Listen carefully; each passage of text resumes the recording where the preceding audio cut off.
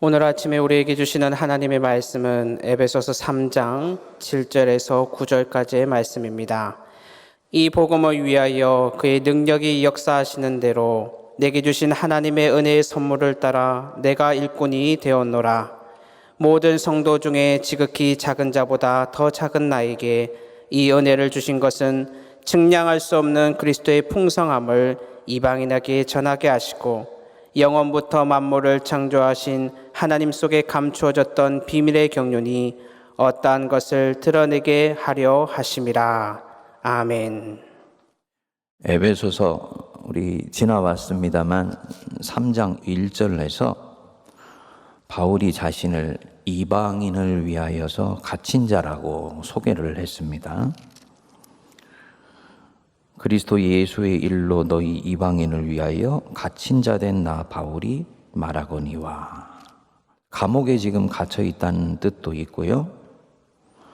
본인의 실존을 연결해서 보면은 이방인에게 이 복음을 전하다가 감옥에 가고 매를 맞고 수많은 고난을 당하는 것을 나는 두려워하지 않는다.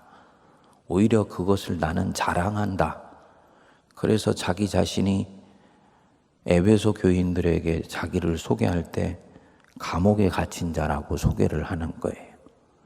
여러분, 누가 자기를 소개할 때 나는 죄수번호 163번 암호계입니다, 이렇게 소개하겠습니까? 죄수되었다라는 것은 부끄러운 일이고 치욕스러운 일이죠. 자기가 범죄자라는 얘기니까. 그런데 바울은 자기 스스로를 갇힌 자라고 소개해요. 갇혔다라는 말이 이분에게는 명예이고 훈장이 되고 있는 것입니다. 무엇을 위해서 갇혀 있습니까? 복음을 위해서. 그러면 도대체 그가 가진 복음이 무엇이기 때문에 그는 이 복음 때문에 스스로 갇힌 자라고 말하는 것을 조금도 저하지 않고 심지어는 자랑스러워하냐. 7절 한번 보십시오. 이 복음을 위하여 그의 능력이 역사하시는 대로 내게 주신 하나님의 은혜의 선물을 따라 내가 일꾼이 되었노라. 거기 그 은혜의 선물, 하나님의 은혜의 선물, 밑줄을 한번 쳐주시면 좋을 것 같습니다. 이 복음을 위하여 내가 일꾼이 되었다. 원어로 보면은 노예, 종 이렇게 나와 있습니다. 이 복음을 위해서 내가 이방인의 종이 되고 하나님의 노예가 되었다. 자기 능력이 아니고 그의 능력이 역사하시는 대로, 하나님의 능력이 역사하셔서 내게 주신 하나님의 은혜의 선물을 따라 내가 복음을 위해 종이 되었다 있습니다. 바울이 하나님께 받은 은혜의 선물이 도대체 그럼 무엇이냐? 무엇이기 때문에 이 바울은 이 은혜의 선물을 사람들에게 전하는 것을 위해서 스스로가 갇힌 자가 되었다라고 자랑하고 다니냐? 하나님께 받은 은혜의 선물, 첫 번째는요, 어제 우리가 같이 살펴본 대로 바울이 받았던 계시의 비밀이죠. 때가 차서 이제 하나님께서 유대인뿐만 아니라 만민을 그리스도를 통해서 자녀 삼으셨다. 언약의 자녀가 되게 해주셨다. 아브라함에게 주셨던 언약이 이제는 우리 것이 되기도 한다. 그리고 한 형제로 묶어서 신인류, 이 새로운 공동체를 우리에게 주셨다. 이게 계시의 비밀의 내용이에요. 두 번째는요, 이 놀라운 계시의 비밀을 전하는 사역을 바울에게 맡기셨다는 거예요. 이거 바울이 볼 때는 하나님의 은혜의 선물입니다.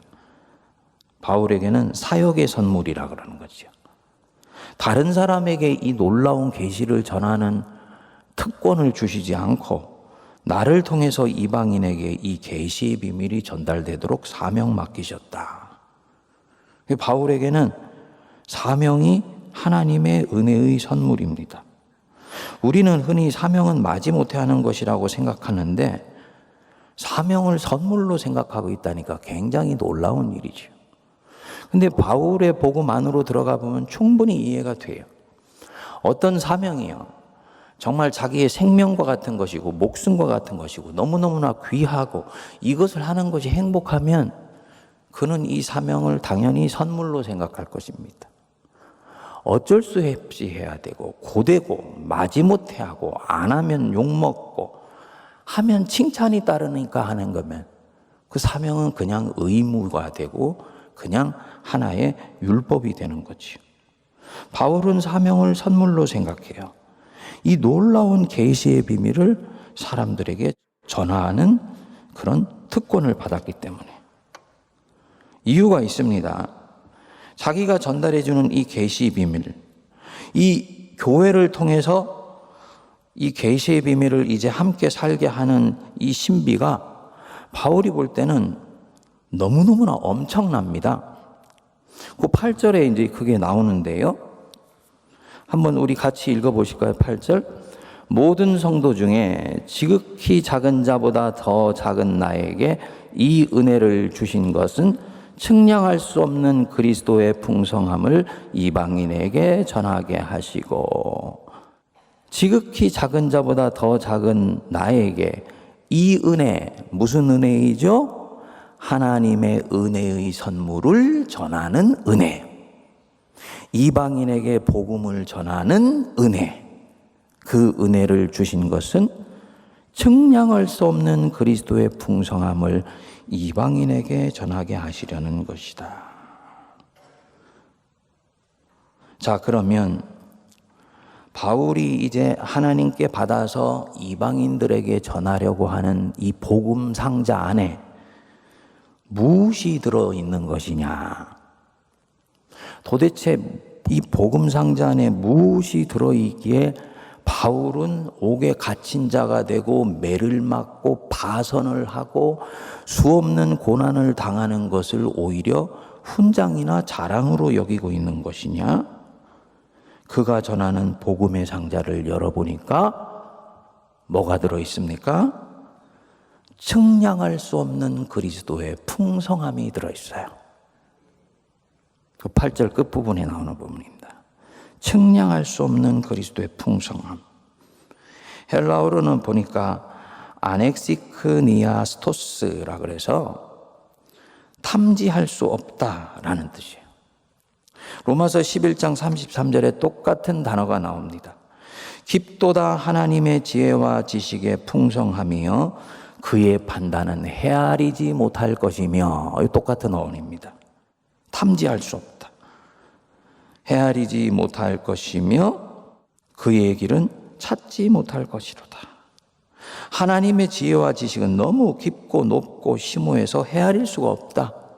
마찬가지로 그리스도의 풍성함, 그리스도를 구주로 믿게 되었을 때 나에게 주시는 그 은혜의 풍성함, 아직 내가 다 발굴하고 찾아내지 못했지만은 이 그리스도 안에 있는 풍성함, 이 풍성함은 측량할 수 없고 헤아릴 수 없고 추측할 수 없고 깊이를 잴 수 없고 다 할 줄을 모른다라는 얘기입니다.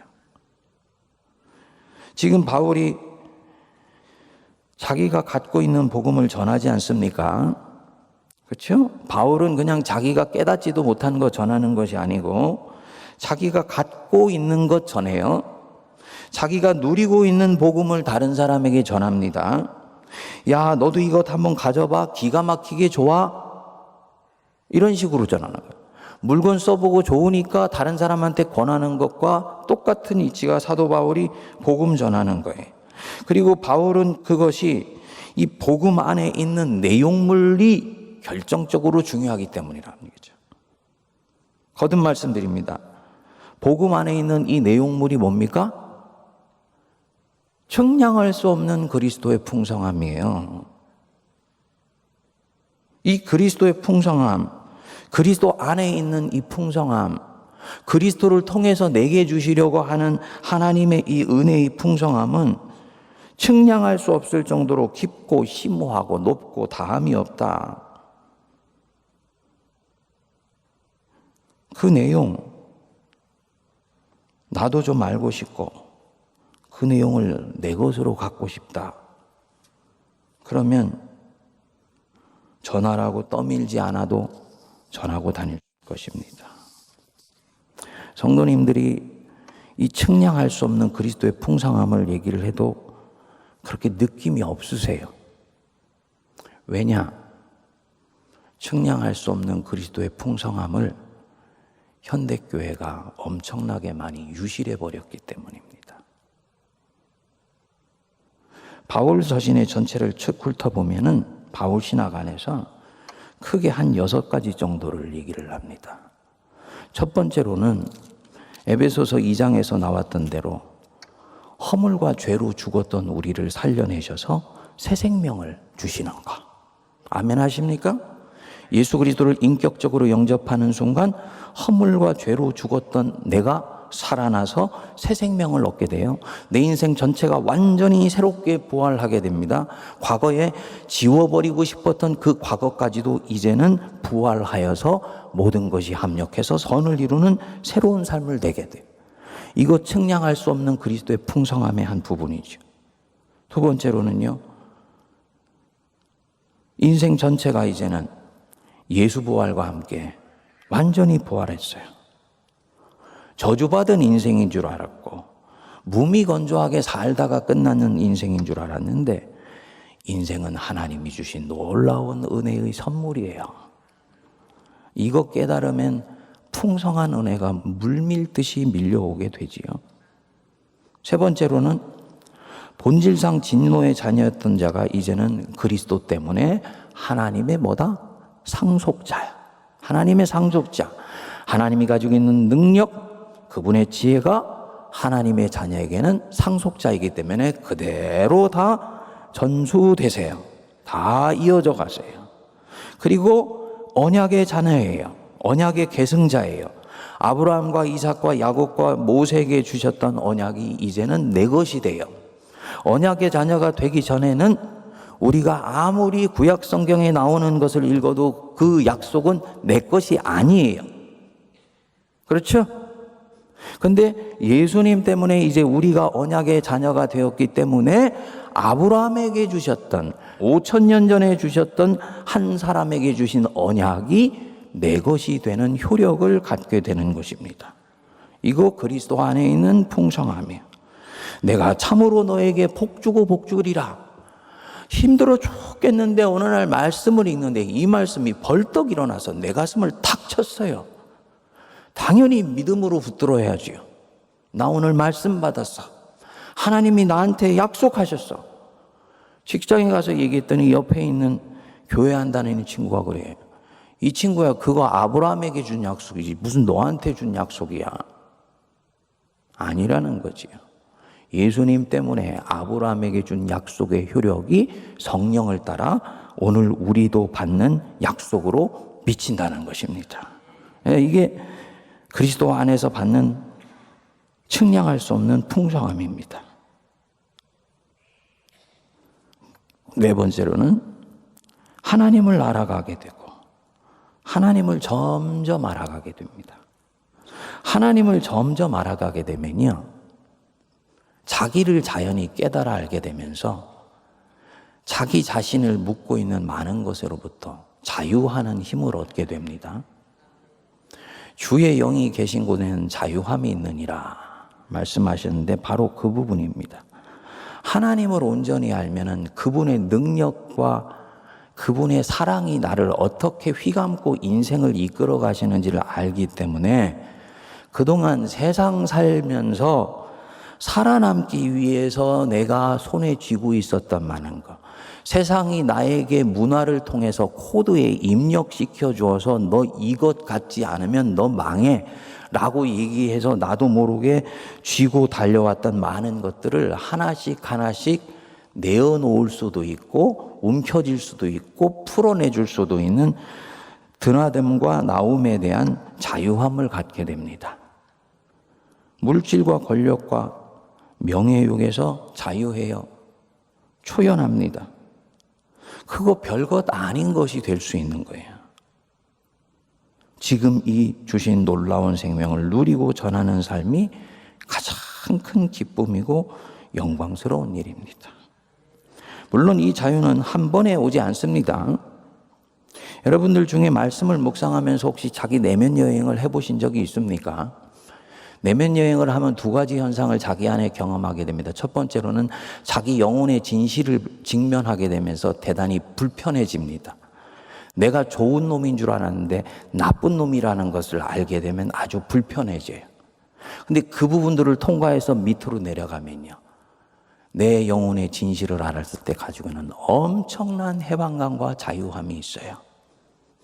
한꺼풀씩 양파 껍질 벗겨져 나가면 점점 자유해져요. 점점 가벼워지기 시작합니다. 사람들이 주는 어떤 이 딱지 붙이는 것에 그렇게 신경 쓰지 않게 됩니다. 나중에는 높은 데도 처할 줄 알고 낮은 데도 처할 줄 알아 일체의 비결을 배웠도다. 나는 내게 능력 주시는 자 안에서 모든 것을 할 수 있다. 라는 이 고백이 나오는 거지요. 지금 주신 이 놀라운 생명을 누리고 사는 것입니다. 이거 다 그리스도의 측량할 수 없는 풍성함입니다. 자연이 이 가장 가치 있는 보물을 내가 가졌기 때문에 이것을 소유하고 계속 가져가기 위해서 나머지는 필요하면 팔아요. 예수님의 밭에 감추인 보화의 비유는 바로 이거 연결되어 있는 것입니다. 그리고 그거 파는 순간이 너무너무 자랑스럽고 뿌듯하고 자기에게 행복합니다. 그리스도로 인해서 받게 된 이 생명의 풍성함, 나는 누구에게도 빼앗기고 싶지 않다. 이 풍성함, 아직 내가 다 누리고 있지 못한데 그것 갖기 위해서 나는 일생을 구도자로 전심을 다해 달려가기를 원한다. 이 강력한 영적인 추동력이 여기서 나오죠. 이 사람 안에는 별것 가진 것이 없는 것 같지만 늘 천하를 가진 것 같은 당당함과 자유함이 있고, 또 동시에 스스로를 한없이 낮출지라도 낮추어지지 않는 묘한 매력이 나오게 되는 것입니다. 우리가 이런 사람 됐으면 좋겠다. 저도 정말 이런 사람 됐으면 좋겠어요. 다섯 번째로는요, 나보다 먼저 이 놀라운 계시의 비밀을 깨달은 사람들이 있어요. 그리고 이미 이 비밀을 따라 살아가는 사람들이 있어요. 사도 바울이 앞에 1장 부분에서 얘기했던 신인류들이 모여있는 공동체예요. 바로 이 공동체, 교회에 소속되는, 그것도 그리스도의 풍성함이에요. 그 교회 안에서 어떻게 사랑해야 되는지 배우고요, 어떻게 품어줘야 되는지 배우고, 성도가 서로 갈등이 생겼을 때 어떻게 용서해 가면서 화해를 이루어가는지 배우고, 어떻게 세상을 이기는 삶을 살 수 있는지를 배웁니다. 예배를 통해, 말씀을 통해 배우고, 소그룹 속에서 성도가 같이 말씀을 놓고 교제하면서 배워요. 또 세상을 위해서 봉사하면서 또 세상 섬기는 법을 배우게 됩니다. 기도와 물질을 서로 나눴습니다. 그래서 이 공동체 안에 있는 사람에게는 부족함이 없어요. 측량할 수 없는 그리스도의 풍성함입니다. 마지막으로는 이렇게 살다가 죽으면 저 천국에서 영생 복락을 얻어서 영원한 안식에 들어가는 거예요. 끝이 좋으면 다 나쁜 것인데 그리스도인은 끝이 좋으니까 모든 것은 다 좋은 것이다. 아멘 하시죠? 그렇기 때문에 모든 것은 다 좋아지게 될 것이다. 믿고 갈 수 있어요. 70평생 예수님 때문에 엄청나게 고생했는데, 그리고는 숨을 거둬서 탁 천국에 갔더니 70년 동안 고생했던 모든 고생의 산물들이 다 내게는 상급으로 되어서 돌아오는 거예요. 천국에 간 이 사람이 어떻게 생각하겠습니까? 야, 인생이라는 거, 하나님이 내게 주신 인생이라는 건 참 보배롭고 아름다운 것이구나. 고생만 한 줄 알았더니 이렇게 놀라운 은혜의 선물이 기다리고 있었네. 그리고 보니까 저 땅 밑에는 내가 고생하고 애쓰고 수고한 것 때문에 생명들이 여기저기서 자라가고 있는 걸 보는 거지요. 가슴이 얼마나 뿌듯할까요? 끝이 좋으니까 나타나는 현상이에요. 이게 그리스도 안에서 우리가 받는 생명의 풍성함입니다. 그러니까 우리는 이미 미래를 가서 보고 와서 사는 사람들이니까 지금 이 순간에 고난이 닥쳐봐도 넉넉히 이긴다 라고 믿습니다. 그리스도의 풍성함이에요. 아마도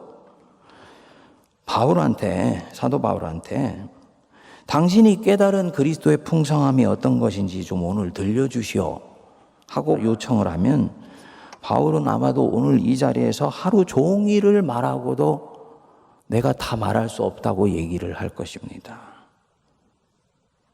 여러분, 그리스도께서 자기 믿는 자들에게 주시는 생명의 풍성함, 그 종류와 내용 이루 말할 수 없는 것입니다.